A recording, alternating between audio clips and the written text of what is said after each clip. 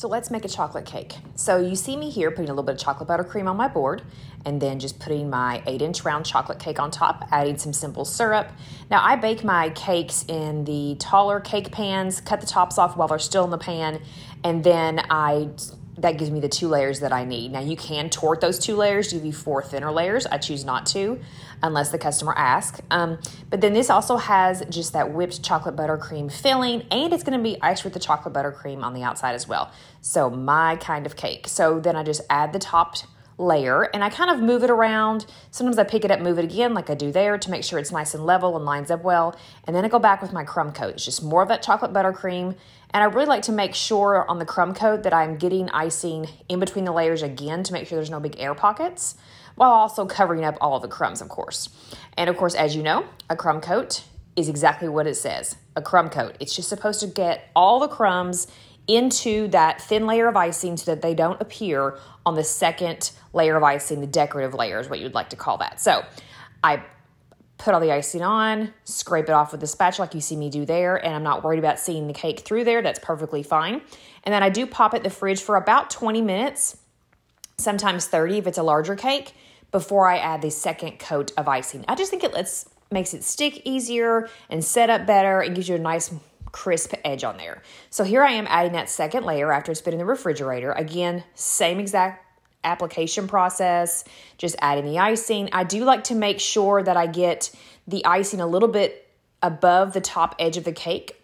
And you'll see me go back and make sure I do that before I start pulling it in and scraping it into the sides. That just ensures that I get a nice crisp edge and don't have any like flat or weird spots on those corners and edges of the cake. So I've got my chocolate icing on top. I start to smooth it out again, very similar to how I did the crumb coat. But then I do go back with my scraper, and you'll notice I take a little bit more time making sure it looks okay. So for instance, there are some gaps at the bottom that need a little extra icing. You'll see me right there, add those back in before scraping again. It fills in any little gaps or holes and gives you a much smoother surface on the outside. So I go around all sides of the cake doing this, and then again, I pull the top edge in again, just to give myself a crisp edge, just to make sure that it's nice and even, and then I kind of step back, get eye level with my cake, make sure I haven't iced it all weird or have any lopsided areas before I go with Viva paper towels. You'll see me do that shortly. The Viva paper towel really smooths it out. Now, it has to be the signature cloth. It just takes out any little fine lines out of your icing after you've scraped it. And this technique with the spatula is the easiest texture icing in the world. You just spin your cake plate around with your spatula and you're done. There's the Viva. Now, because I have a textured side, I'm not pressing very hard. I'm literally just laying that paper towel against it just to catch any little flyaway pieces of icing. And then on the top, I did press a little bit more to give me a nice smooth surface to add some chocolate roses to. So there it is. It is a palette now ready to be decorated. So if you've never made a buttercream rose before, go back. I have another video where I really slow down and show you this, but I'm using a larger petal tip in this video because I wanted the chocolate roses to be a little larger, but you can use the standard tip number 104 to give yourself a more traditional, what they call a Wilton rose, if you'd like to do that.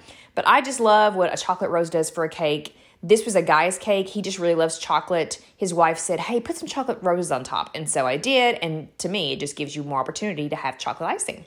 And then I did a very standard script, writing on there, nothing fancy. I wish that I had all the different fonts in the world at my fingertips, literally. But I tend to go with just your standard script. And then I did a little bit of block letters here. Nothing crazy since he's a guy. I did his name in more of a print. But you can really just do whatever you want with the chocolate cake. I mean, you could have just left this completely smooth on top, just have the lines on the side. That is it, especially for a guy. But she did want some writing on there, so I went back and added a little bit of detail into the writing, and that was it.